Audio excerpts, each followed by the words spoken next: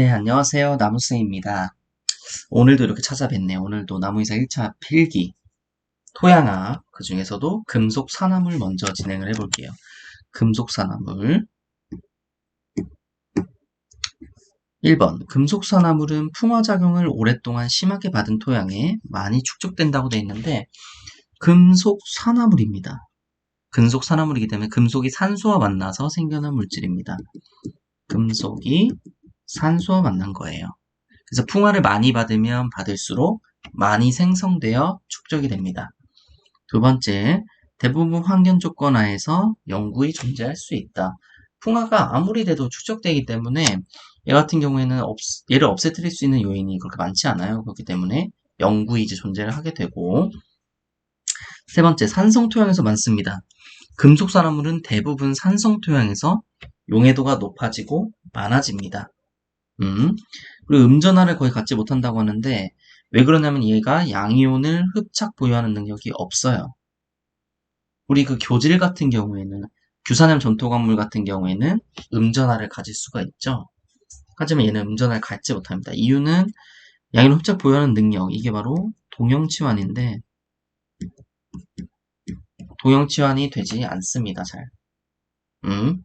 플러스 애초에 양이온을 흡착 보유하는 능력이 없다고 보시면 될 것 같아요. 네. 4번.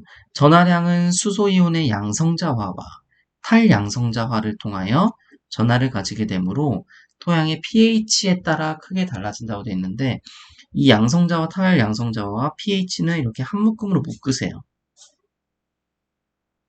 이렇게 한 묶음으로 묶어서 가져가세요. 여기서 양성자화라는 거는 자 플러스 전하를 띠게 된다는 겁니다. 플러스 전하를 갖는 것을 말하는 거고 탈연성자는 이 플러스 전하가 다시 떨어져 나가는 것을 말하겠죠. 이것과 pH와 연결시킬 수 있을까요? 있습니다. 왜냐하면은 토양에서 H이온의 농도가 높아지면 어떻게 되냐? pH가 낮아집니다. 산성이 됩니다. 이렇게 알고 계셔야 돼요. 그래서 식을 이렇게 쓰기도 해요. 로그 수소이온 분의 1. 수소이온이 많아지면 많아질수록 마이너스 값을 띠겠죠. 작아지겠죠. 네, 이렇게 보시고요. 다음 이제 결정형 광물 보겠습니다. 광물이 결정형으로 되어 있다는 거예요. 말 그대로. 자, 깁사이트 굉장히 많이 나오죠. 알루미늄 수산화물입니다. 알루미늄으로 주로 이루어져 있는 건데 알루미늄을 중심 양이온으로 하는 팔면체의 층상구조를 가지고 있고 결정구조 내부의 알루미늄 삼가는 6개의 OH와 결합, 결정의 외부 표면에는 공유되지 않은 OH와 H2O를 가진다. 두 번째, 울티졸이나 열대지방의 옥시졸 같은 심하게 풍화된 토양에 많이 존재한다. 알루미늄과 철 수산화물 같은 경우에는 풍화된 토양에 많이 존재하고요. 한번 볼게요. 어떻게 생겼는지 한번 보겠습니다. 깁사이트 결정구조 이렇게 생겼어요. 깁사이트. 이런 식으로 이제 팔면체로 생겼고 이제 이 빨간색이 OH라고 보시면 됩니다. 이 OH 6개와 결합을 해서 만들어진 구조가 이제 팔면체의 구조라는 거예요. 참고용으로만 보시고요. 다음 고타이트입니다. 고타이트. 침철광이라고도 불립니다. 침철광. 가장 풍화에 강했죠. 2차 광물 중에서. 자, 매우 안정한 철산화물이죠. 매우 안정하고 강하고 이제 O2와 OH-가 팔면체로 결합되며 팔면체들이 꼭지점과 모서리를 공유하면서 형성되는 이중사슬 모양이다. 수소 결합으로 연결되어 있다. 이렇게 되어 있는데 한번 볼게요. 고타이트. 고타이트는 이렇게 생겼어요. 보시면은 이렇게 이중사슬로 되어 있죠. 이렇게 이중사슬로. 이런 걸 이중사슬 구조라고 합니다. 이렇게 이중사슬 구조로 되어 있고 굉장히 복잡해요. 이런 애들이 이제 수없이 많이 모여서 우리가 알고 있는 침철광이 되는 거겠죠. 다음 헤마타이트입니다. 헤마타이트는 적철광이라고 불리고요. 고타이트 다음으로 토양 중에 많이 존재하는 철광물이며 토양을 붉은색을 띠게 한다고 합니다. 자, 철이 6개의 오와 결합하여 팔면체를 형성하고 팔면체들은 모서리와 면을 공유하면서 연결되어 형성된다.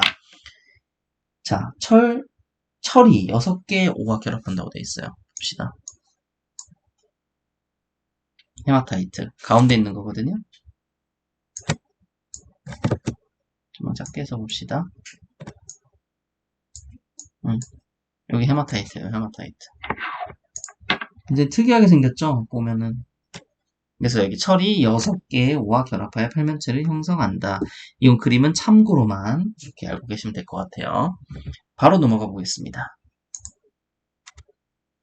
자, 비결정형 광물인데요. 한번 그냥 쭉 읽고 넘어갈게요. 이것은 이 전거 일단 다 외우신 분들 그 다음에 오셔서 외우셔도 돼요. 네.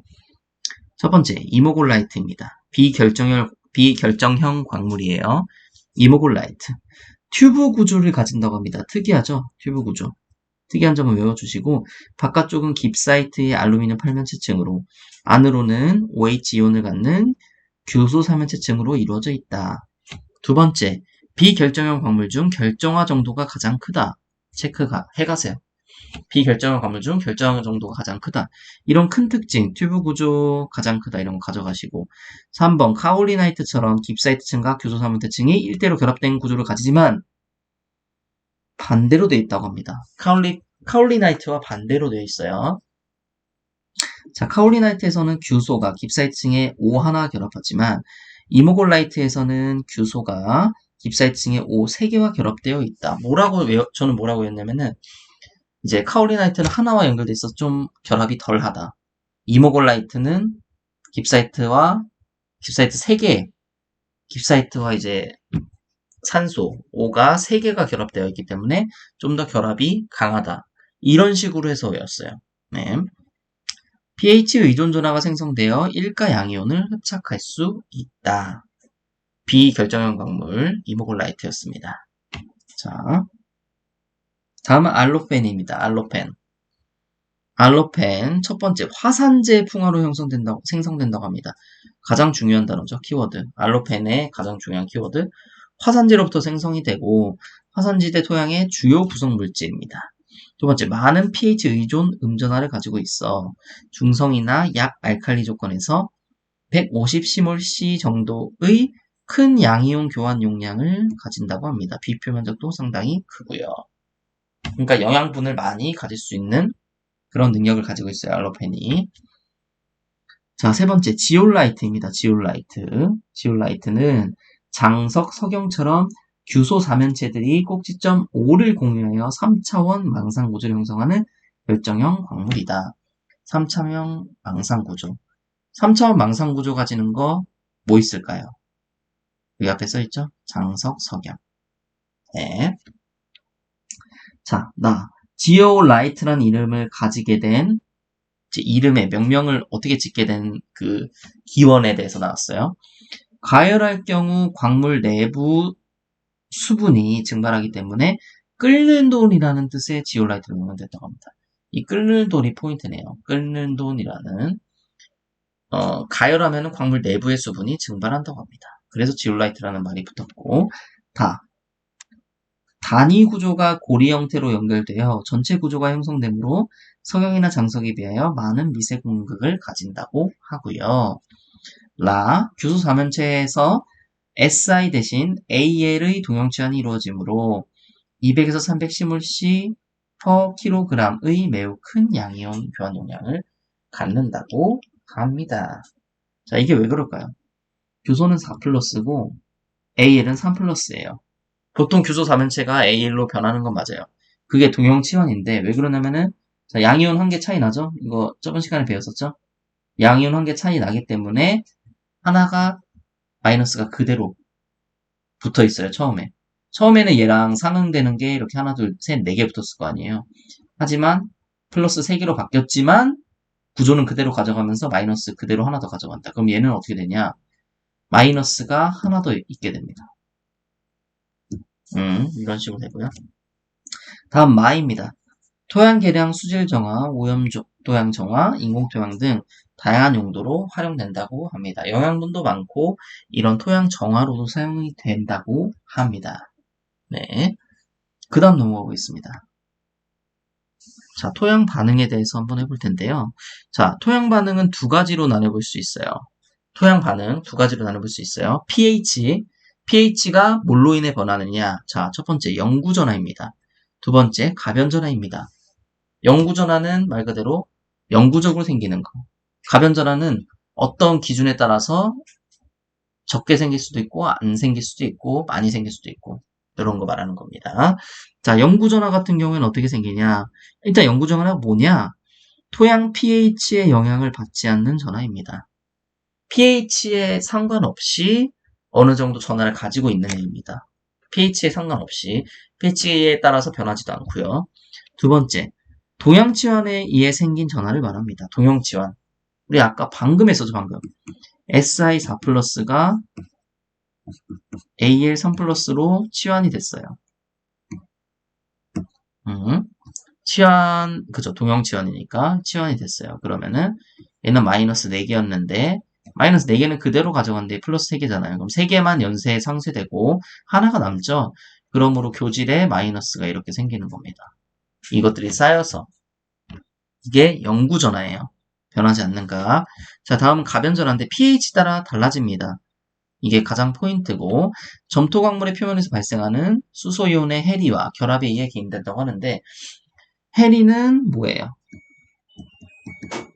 탈양성자화고 결합은요? 양성자화예요. 수소이온이 붙는 거, 수소이온이 떨어져 나가는 거. 비결정형 점토광물의 경우 결정형 산화물보다 더 pH 의존적이다. 네, 그렇고요. 3번 점토광물의 분쇄 분말도를 높이면 음전화가 많아지고 양이온 교환 능력도 증가한다. 지금 이렇게 돼 있는 거를 나눠보면 간단하죠. 이 사이에 마이너스 좀 더 많아졌잖아요. 이렇게. 원래는 이렇게 없었는데. 이렇게 가져가시면 되시고 금속 산화물의 경우 영구전화를 가지지 못하고 pH 변화에 따른 가변전화만을 가지지만 다시 한번 금속 산화물 같은 경우에는 pH의 변화에 따른 가변전화만을 가지지만 규산염 점토의 경우 영구전화와 가변전화를 둘 다 가질 수 있습니다. 이런 거 지문에 나오기 좋죠. 규산염 점토는 영구전화만 가질 수 있다라고 생각하는 분도 계실 거예요, 지금. 하지만 영구전화, 가변전화 둘 다 가질 수 있다. 꼭 알아두시고요. 다음 보겠습니다. 다음 제가 책에서 직접 찍어가지고 화질이 좀 안 좋을 수 있는데, 자, 어떤 시스템을 가지고 이 광물들이 뭐 2차 광물에서 1차 광물이 되냐, 아니면 1차 광물에서 2차 광물이 되는가, 아니면은 뭐 2차 광물에서 금속 산화물이 되는가, 이 관계를 유기적으로 이렇게 표현한 표가 하나 있더라고요, 책에. 근데 여기서 가장 중요한 거는 이 부분이에요. 이 부분만 알고 가셔도 됩니다. 자, 순서가 어떻게 되냐면은 2대1형 광물에서 보시면 이렇게 가죠. 이렇게 가죠. 1대1형 광물 만났고, 그쵸? 마지막으로 금속산화물 됐어요. 이걸 반대로 생각하실 수도 있는데 이게 정석이라는 거죠. 이렇게 흐르는 게 2대1형 전통 광물에서 뭐 칼슘이라든지 마그네슘, 칼륨, 나트륨, 규소 이런 애들이 빠져나가면은 1대1형 광물이 됩니다. 그러니까 영양소 이런 애들이 빠져나가면 1대1형이 되고 1대1형일 때 이제 우리나라 가장 많은 카올리나이트나 카올리사이트가 되고 여기가 지금 규산염 점토죠. 규산염 점토죠. 여기서 규산이 빠져버리는 거예요. 규산염 점토에서 규산이 빠지면 그냥 점토인가요? 아닙니다. 금속 산화물이 될 수 있어요. 금속 산화물이 여기서 바로 깁사이트, 고타이트, 헤마타이트 이런 순서대로 풍화가 진행됩니다. 뭐 잠깐 좀 한번 볼까요? 자, 버미큘라이트 2차죠? 2차라기보다는 2대1형 광물이죠. 죄송합니다. 계속 2차라고 했네요.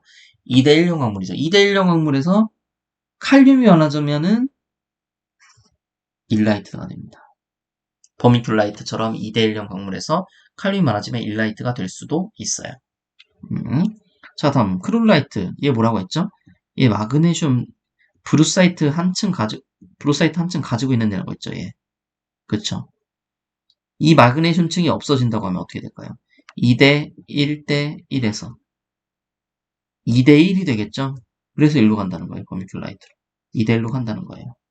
이런 식으로 이해하시면 됩니다.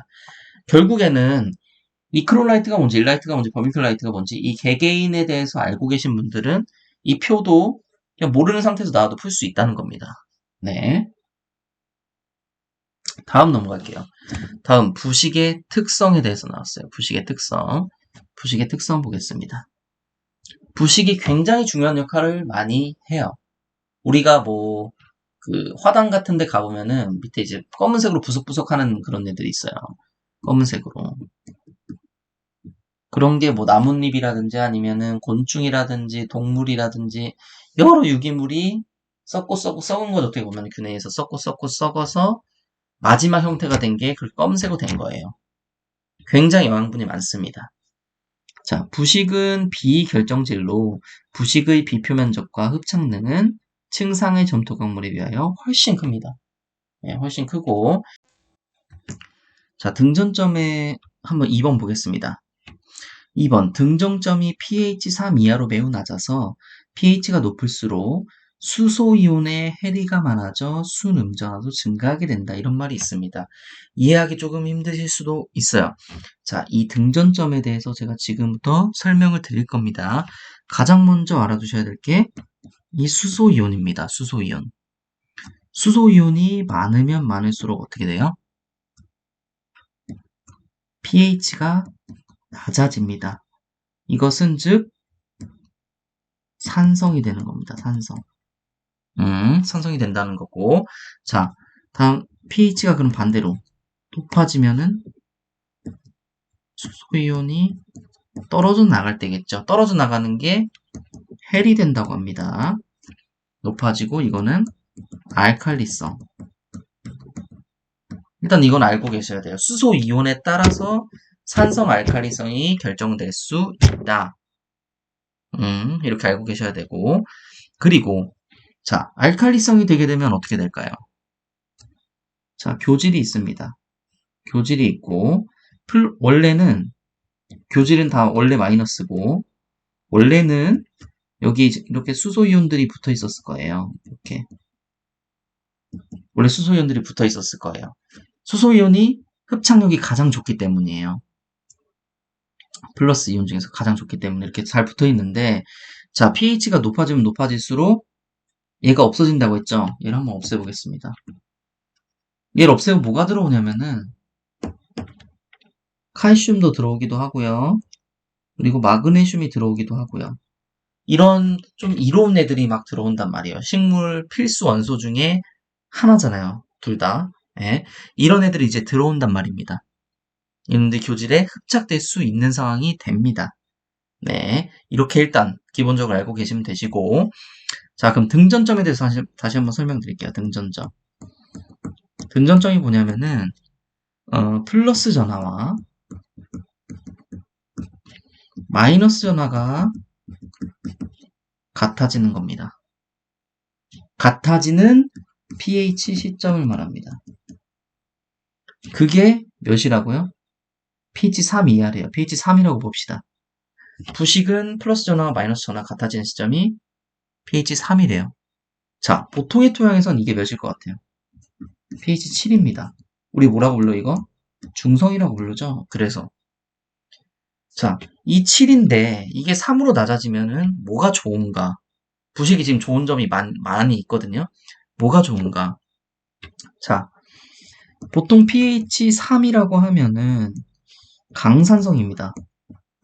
간상성이고 수소이온의 농도도 엄청나게 많아지겠죠. 그러므로 다른 무기영양분들은 들어올 수 없게 되고 강산성으로 인해서 굉장히 안 좋아지는 그런 것들이 많잖아요. 네, 여러 가지 안 좋아지는 것들이 있는데 자, 근데 대신 좋은 점이 뭐냐면은 우리가 그래서 pH 3으로 산다는 게 아니에요. 모든 토양이 pH 3이면 지금 안 되잖아요. 부식 있으면 다 pH 3이에요? 아니잖아요. 부식이 있더라도 pH는 5일 수 있고 6일 수도 있고 7일 수도 있고 보통 6.5에서 7로 다 알고 계시죠? 다 이 정도 상태란 말이에요. 자, 그럼 이제 등전점은 3인데 현실은 5, 6, 7이에요. pH가. 그럼 뭐가 좋냐면은 이 3보다는 어쨌든 5, 6, 7이 이 pH가 3일 때 플러스 전화와 마이너스 전화 같아지는데 그럼 pH 5, 6, 7일 때 어떻게 되겠어요? 무슨 전화가 많아지겠어요? 당연히 플러스 전화가 많아지게 됩니다. 플러스 교질에 붙어 있는 그 무기영양분들이 많이 붙을 수 있게 돼요. 음. 그러면서 수소이온이 떨어져 나가는 겁니다. 수소이온이. 음. 수소이온이 떨어져 나간다고 보시면 돼요. pH 3에서 pH 5, 6, 7이 되면서 수소이온이 떨어져 나갑니다. 이렇게. 수소이온이 떨어져 나가고 pH 높아지면서 알칼리성이 되고 원래 5, 6, 7은 pH가 높다고 할 수가 없어요. pH 7이 중성이기 때문에. 하지만 등전점이 3이기 때문에 pH 5, 6, 7만 돼도 알칼리성 같은 효과를 볼 수 있다는 거죠. 이런 칼슘과 마그네슘 같은 효과를 볼 수 있다는 겁니다. 어쨌든 요 정도 알고 계시면 좋을 것 같아요. 자, 3번. 이때 작용하는 산성작용기는, 자, 이때 작용하는 산성작용기. 무슨 말이냐면은, 이 수소 이렇게 붙어 있었죠? 이 수소 떼어준다는 거예요. 수소 떼어준다는 거.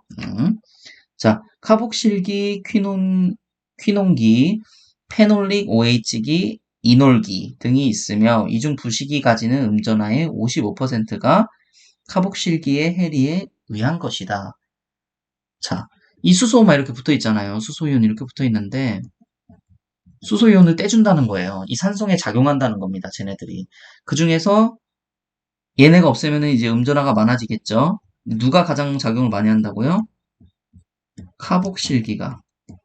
카복실기가 대부분의 해리를 차지한다. 이건 지문에 나올 수도 있겠죠. 카복실기가 이렇게 생겼어요. RCOH. 그러면서 이제 H가 떨어져 나오는 겁니다. 이렇게. 무슨 말씀인지 알겠죠? 다음 pH 8 이상에서는 얘 아까 카복실기 말고 이 페놀릭 OH와 같은 그 외에 매우 약한 산성기들로 인해 수소이온이 해리된다 이렇게 되겠습니다. 처음엔 카복실기로 인해서 해리되고 그 다음엔 페놀릭 OH 이런 애들로 인해서 해리가 됩니다. 자, 다음 전기이중증인데 전기이중증은 저 같은 경우에는 이렇게 알고 있습니다. 교질에 어떻게 양이온이 달라붙어 있는가, 양이온, 음이온들이 어떻게 배치되어 있는가, 그거라고 생각하시면 될 것 같아요. 그래서 대부분 이런 식으로 이제 그려져요. 이게 되게 많은 그런 버전들이 있는데 이 버전이 가장 이제 그나마 인정받고 있는 그런 버전이라고 보시면 될 것 같아요. 자, 한번 처음부터 볼게요. 이 교질에는 수많은 이런 마이너스들이 있겠죠. 교질은 마이너스 전하를 띠고 있으니까요. 이 마이너스 전하에는 플러스들이 이렇게 붙어 있을 겁니다. 그리고 이 플러스에는 또 마이너스들이 이렇게 붙어 있을 거고요. 자, 근데 이 마이너스 힘이 굉장히 강하다면은 이 층이 어떻게 되겠어요? 이 층이? 이 안쪽으로 달라붙을 것 같지 않아요? 이렇게? 그쵸? 이 교질의 힘이 강하다면, 자석의 힘이 강하면 끌어당기는 힘이 강해지는 것처럼 이걸 얇아진다고 표현하는 겁니다. 반대로 이 전기중층이 두꺼워진다고 표현하는 거는 그 반대겠죠. 더 이렇게 넓어지는 거. 넓어지는 거는 어떻게 되겠어요? 이 힘이 좀 약할 때. 이게 이온 농도라고 합니다. 그 힘을 이온 농도라고 하시면 돼요. 이온 농도가 강해지면은 이게 붓고 이온 농도 약해지면은 떨어져 나간다. 그 이야기가 2번, 3번 이야기예요. 이온 농도가 높아서 압착되고 양이온층이 두꺼워지는 거는 이온 농도가 낮아서 확산이 쉽게 됩니다. 얘네가 막 이렇게 간다는 거죠, 확산. 이런 식으로 확산한다는 겁니다. 자, 1번 반대로 한번 볼게요. 1번 교질의 음전하가 많을수록 그 전하를 중화시키는데 더 많은 양이온이 필요하므로 확산층이 느껴진다. 제가 말씀드렸죠. 마이너스가 있으면은 플러스가 꼭 있어야 돼요. 그게 진리입니다. 진리. 마이너스가 있으면은 플러스가 있어서 이 두 놈을 중화를 시켜야 되는 겁니다. 모든 게 그래요. 모든 생명체, 모든 물질, 모든 뭐 동물, 식물, 모든 게 다 그렇게 되어 있기 때문에 마이너스가 당연히 많으면은 플러스 당연히 많아야 되는 거고 그렇게 되면은 확산층이 당연히 두꺼워지겠죠. 더 많아지니까. 전화가 더 많아지니까 당연히 두꺼워지겠죠. 어쨌든 이렇게 보시면 될 것 같고요. 네, 오늘 여기까지 하면 될 것 같아요. 다음에 또 뵙겠습니다. 바로 아마 뵐 수 있을 것 같아요. 네, 오늘도 제 강의를 들어주셔서 정말 감사합니다.